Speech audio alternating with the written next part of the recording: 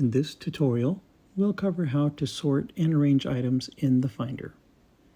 There are 4 view options available in Finder: the icon, list, column, and gallery views.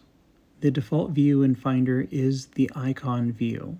These views can be changed using the 4 buttons in the main toolbar.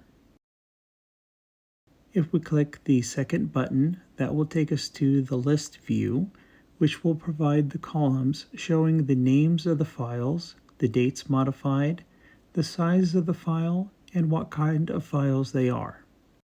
To reveal the dates the files were added, go to View, Show View Options,